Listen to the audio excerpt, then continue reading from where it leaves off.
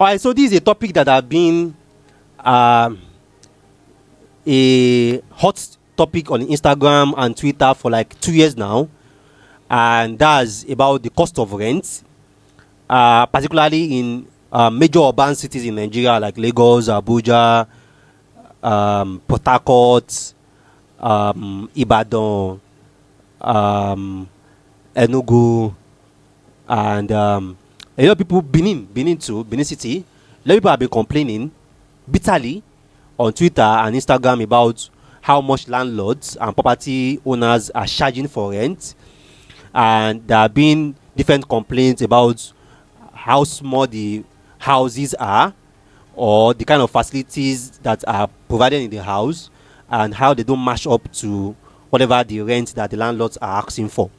So gradually there have been some clamor for rent to be capped, which means that rent to be regulated, and for some certain places and for some certain houses, rent should not pass a particular figure or a particular rate.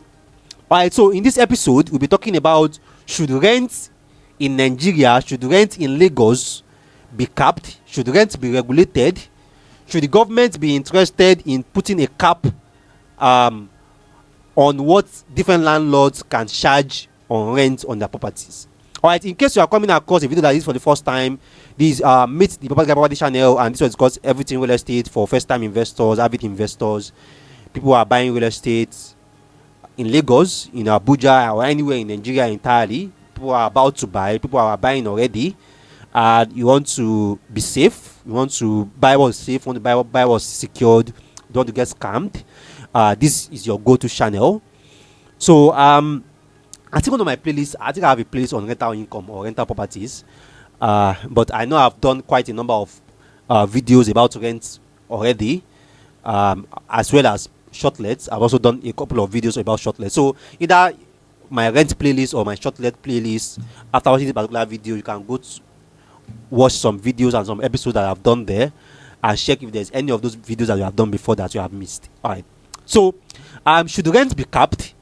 Should what landlords can charge for rent, should it be regulated?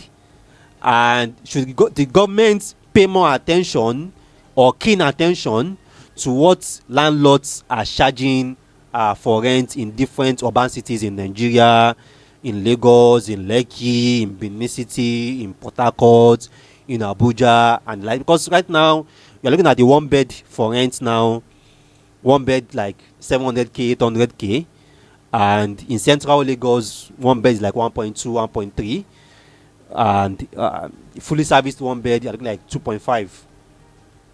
One bed around the Koi, you're looking like around 6 million, you know, and around VI, we're already having rent of 20 million.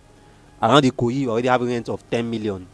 Around Suwilere, we're already having rent of 7 million, 6 million. So should we be worried? Should the government be worried? Should the government intervene in the rental market? All right.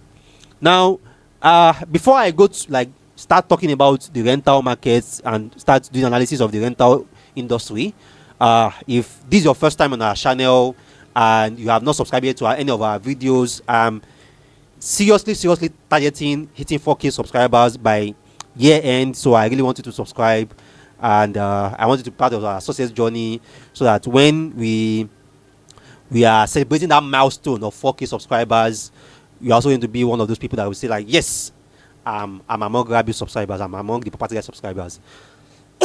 So we want you to subscribe if you have been on our channel. I know some of you watch us on your TV, on your smart TV. You can just open your phone, type Meet the Property Guy on your YouTube app, subscribe to our videos as is shown on the screen. And if you have subscribed already, turn on the notification button. And I know you guys belong to different WhatsApp groups, Facebook groups, and Telegram groups, WhatsApp channels also. Kindly feel free to also share our videos there, so that more people will know about what we do and can also enjoy from the different guys that you have been enjoying from. Alright, so we also have our Instagram page now on all our videos at Installment Homes NG. So for a lot of you guys that are curious about our offerings, our listings, our portfolio, what we have available, At any time, you can always visit our installment homes NG on Instagram. You are going to see our testimonials, our allocations, our listings, our cash flow, our shortlets, our different agro real estate opportunities, and different things that you can tap into and you can also be part of, for cash flow, for capital appreciation, for flipping. Also, we have all those listed on our Instagram page, Installment Homes NG. All right, so let's start talking about rent now. Now, a lot of people, like I said, it's been a hot topic on Instagram and Twitter, and people have demonized landlords, demonized agents. Agents are the people who are the reasons why rents are expensive. Landlords are the people are the reason why rent are expensive. Landlords are heartless. They are wicked. They are this. They are inconsiderate. Blah blah blah. You know, how can this one can be this? How can you charge? How can you collect? How can you say this one is this amount? Okay, all right. Now, so as of today, we have like approximately 300 million Nigerians, and for places like Lagos, we have like around 18 million people. Kano also, we have like around 12 million, 15 million people, and other cities like Ibadan, Abuja, Port Harcourt, Benin City, in the past 6-7 years, I've also seen their population skyrocket in terms of births and in terms of migration into these cities. So, which means that we have a very big rental market. We have a market that is so big that if we start building houses, one house per day, it's still not going to meet up the demand. Like in every state, even if you are building 1,000 houses per day, it's still not going to meet up the available rental demand. So we have a very big housing deficit. So this is both a problem and an opportunity. So it just depends on which side of the coin that you are.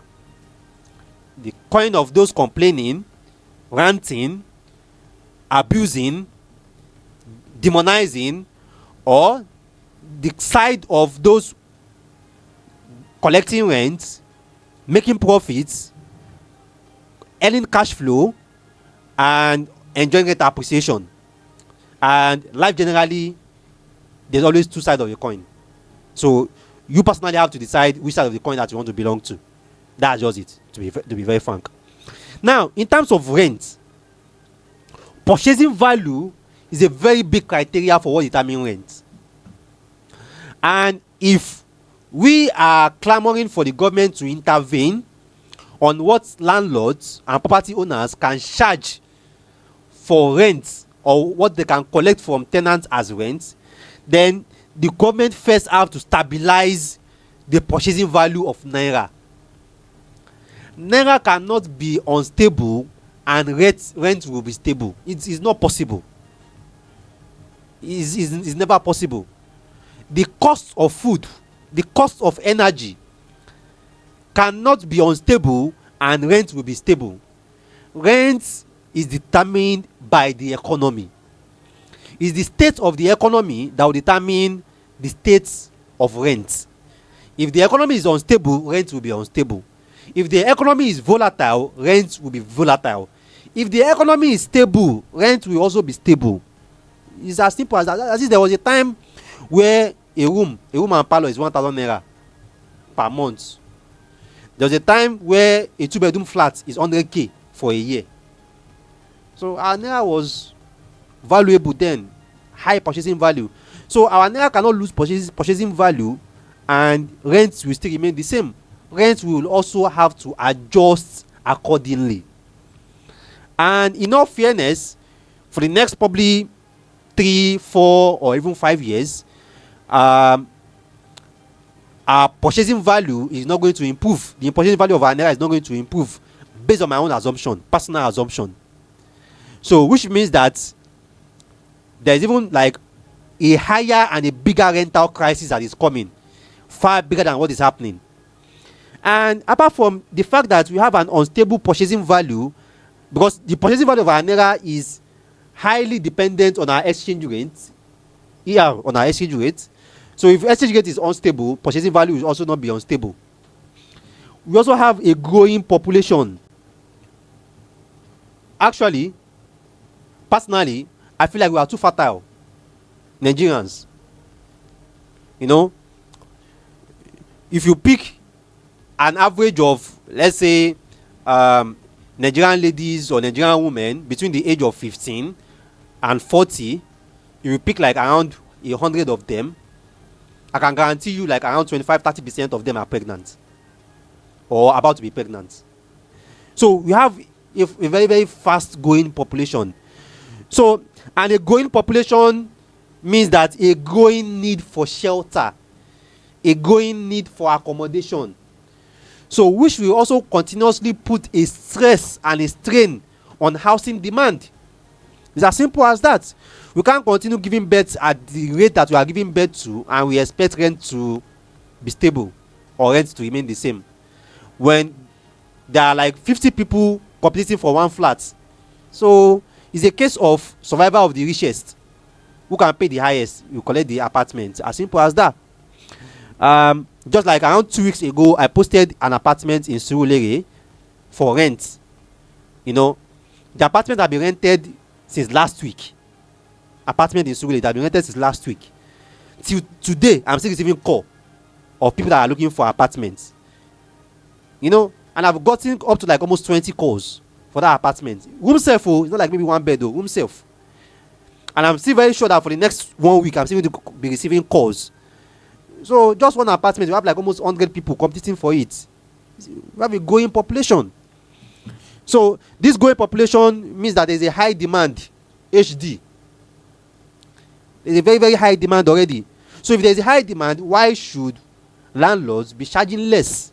Yeah, it may seem illogical, it may seem wicked, it may seem being inconsiderate, but life is not fair.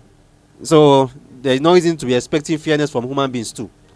Alright, now, if rent is capped, what is the consequence? If the government intervene and say that, okay, for Lekki phase 1, one bed should not pass so amount per annum or per month. Aja, 2-bedroom apartment for rent should not pass so amount per annum. The first result of that is that property sales will drop immediately. Because a lot of investors will just realize that why should I be interested to buy when it's government that is going to cap the rent? I'm not buying. I will use my money for something else. You know, why should I buy an apartment? So people will stop buying. People will stop buying houses. People will stop building rental apartments. So we already have a housing deficit of like maybe 30 million houses. So we are still struggling to meet up that housing deficit. Now we want rent to be capped, which will discourage even people to even build rental apartments or buy rental apartments. So which means that the housing deficit is even going to widen more, because people are not building more houses and people are not buying more houses. So property sales will drop because investors will lose interest to buy. But one of the selling points and attraction for investors is that they know that whatever they are collecting for rent right now, in 3 years is not going to be the same. In 5 years, it's not going to be the same. In 7 years, it's not going to be the same. In 10 years, it's not going to be the same. But if that attraction is not there again, then we're going to put that money in Forex now. I'm going to buy one coin. Or just leave that money in the bank. No pressure. So property sales is going to drop.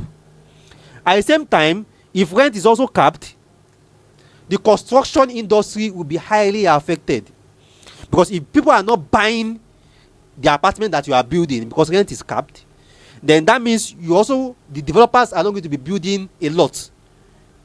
And if developers are not building a lot, that means bricklayers, welders, furniture guys, interior decors, interior designer, plumbers, POP guys, their work and the number of jobs that the number of contracts that they receive in a year is going to drop. So which means that it's going to even have a ripple effect in the economy, in the earning income or even GDP of the economy. It's going to affect the GDP of the economy, because most of the SME, small and medium enterprises in the construction industry that rely on new houses being built and new houses being bought, people are not buying those houses. People are not building those houses. So which means that people that make like around 10 million a year from the different housing contract that they did, they're not making 2 million or making 3 million. So they're not making enough. They're not making enough. So people's earning power are going to drop. You know, people earning income are going to drop. And if people's earning income have dropped, we still have a growing population, we still have an expanding and increasing housing deficit, then there's a problem, because they won't even be able to, after paying their rent, they won't be able to afford any other thing. So maybe the holidays or the vacation or the eat outs, going to cinemas, going to watch movie, going to parks that they used to do before, they won't be able to do it again. So that will also affect the people in those other industries too. The birthdays, the events that they were doing before, they roll down on it. So the construction industry, activities around the construction industry will slow down, which will also have a ripple effect in the entire economic growth. So that's why it's a no-brainer for even the government to even like take it serious. So like, I don't even care if the House of Rep is even debating the bill. It's not going to pass that debating, because they know the implication of them capping rent. Yeah, you can debate it. You can tell me you have something different. You can tell me you have a different argument that the government can go on and start building houses everywhere. But the government that has not been building houses in the 80s, the 90s, and the 2000s, we just want to assume that they're going to wake up and start building thousands of houses every month. And we both know that the government alone cannot even build these houses. They need private investors, private developers to partner with them.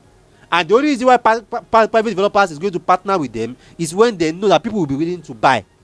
So if people are not willing to buy because rent is capped, then private developers are not going to be willing to partner with the company to build houses.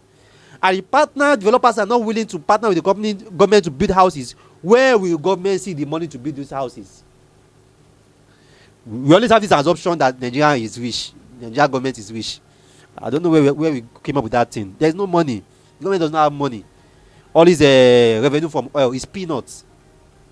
If you look at what Nigerian government is making from oil in a year, government, what Nigeria as a country is making from oil in a year, it's not up to Google revenue. It's not up to Microsoft revenue. It's not up to Apple revenue. So companies are even making more money than we as a country. So what's now the big deal about what we are making? So the assumption that we are rich is just, I don't know. It's just a naughty assumption.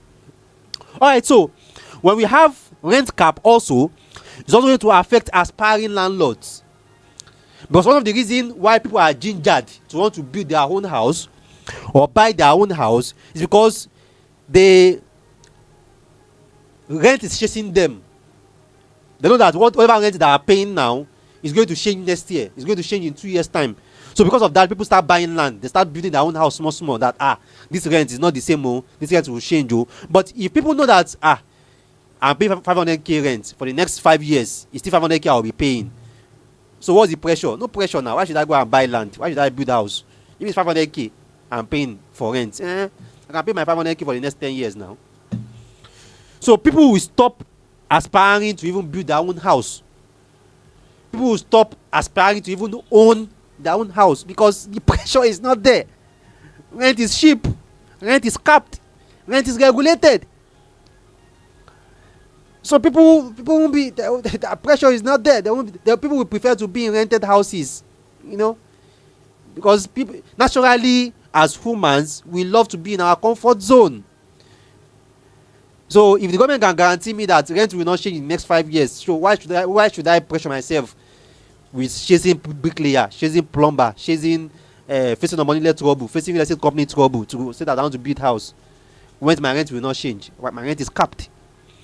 So the purchasing, the off-takers for developers is going to drop because people are not interested to buy land to build for themselves or to buy a house to stay for themselves because rent has been capped. So it's also going to affect people buying houses for like they want to become landlord. The ambition, the desire, and the need to become a landlord yourself is going to drop. So a lot of us we We are very, very emotional when we come to some certain things beyond what we are asking for, which is like typical us, really. So there are so many things attached to the rental market. It's not the fault of your agent or the fault of your landlord that the 700k apartment that you used to buy, the apartment that you are paying 700k for before, is now 1 million. It's the economy. If you want to blame anybody, blame the people in charge of the economy. And if you want or expect the rent to be stable, then the people that you should be clamoring to is not the agents, the developers, or the landlords. It should be the people also in charge of the economy. So the cost of food cannot go from this to this. The cost of transport now, this year alone, fuel has gone from 800 and something to 1,000, from 1,000 to 1,100 now, and we expect cost of rent to remain the same. How? Because the purchasing value of whatever your landlord collected last year is no longer the same now. And that's what I also keep saying to our investors, people that are invested, that like people that are earning dollars, earning euros, earning pounds. You need to look beyond the exchange rates. You need to look beyond the exchange rates. Now dollar is like around 1.6. Fuel per liter is like around 1,100. There is no way that you yourself, you come to Nigeria with your dollar, that you buy fuel, you not shout ah. I can guarantee you that 100%. You buy full tank, hey, you just use your POS to pay. Or more, if you do that full tank 3 times, you want to carry your bag and go back to your country. So it's not about the exchange rate. The exchange rate is not really making you richer, because the purchasing value of what you can buy with those dollars is changing. So some of you will be looking at dollar was before 400 and something. Now dollar is 1,600, and you are now calculating that my $1 is now 3 times more valuable. No, your $1 is not 3 times more valuable. Don't lie to yourself. $1 is not even 2 times more valuable, because the cost of things at 400 naira too have also risen times 3 times 4 to match up to what your dollar is doing at 1.6. So that small window of time that your dollar rose up, if you don't key it into assets or things that can rise with it, forget it. As we are getting poorer with our naira, you too with your dollar, you are getting poorer. That's just the truth. You may not agree, you may not accept, but it is what it is. Just come to Nigeria and spend 1 month. You understand what I'm saying? Alright, so these are the factors behind why rent cannot be capped, at least for the next 20 years. Why rent cannot be regulated, at least for the next 30 years. Because it is what it is. There are so many things attached, and they are linked to the rental market. Alright, so once again, this is also coming to your screen and telling you to subscribe to our channel. We have these topics, these interesting topics. Yeah, feel free to drop your comment or agree to disagree. It's fine. Head of these things is my personal opinion, so you can come up with your own data, with your own facts and figures to back it up. So my comment is always open to that. You can disagree with me. It's fine. You can state your point, I state my points. We go back and forth, share perspectives. It's fine. So feel free to subscribe to our videos, and also you can share this content with some of your guys. Brainstorm together that, oh, Rabi said this, Rabi did this topic. What do you think? Do you agree? Do you disagree? What's your own point? What's your own perspective? So you can share this video with your peeps too. Share it on your status, share it on your pages, on your groups, on your channel, and get people to also like know about our videos, our channel, and the fantastic job that we are doing here. Alright, so also our Instagram page, we have been sharing that on our screen here, Installment Homes NG. You can visit our page on Instagram. Also have our page on TikTok, Meet the Property Guy. Meet the Property Guy on TikTok too. So we share our testimonials there, we share our locations there, we share our listings there, our different opportunities there in the rental market, in the short-let market, in the hostel market. We also share different opportunities about what we are building, different products that we are building, regarding rent and cash flow. We have a prop tech that we are building right now to manage cash flow assets, where you get notified where your rent is due. You get notified when you should be expecting the next rent on your property. You know, and you can even set the cash flow targets that, okay, cash flow target of 10 million, and as you are buying each property, we'll be notifying you on your on our prop tech that, okay, your cash flow target is at 50%, your cash flow target is at 40%. You know, you have hit 4 million out of your 10 million cash flow target, you have hit 6 million out of your 10 million cash flow targets. So we have that on our prop tech, and we are seriously looking for partnerships and also people that are willing to come in on board regarding what you are building there too. All right, so I still remain your number one property on the planet, your property advisor, property consultant, Rabiu Mustafa. Thanks once again for watching our videos. Thanks once again for always coming here, engaging our content, liking them, dropping comments, coming to my DM, encouraging us. I appreciate you guys. I appreciate you guys a lot. And once again, if you have not subscribed, please do subscribe. I want to hit 4K subscribers. It's a big target for me, and I hope you are part of our success journey to achieve that. All right. Thanks so much, and see you next time.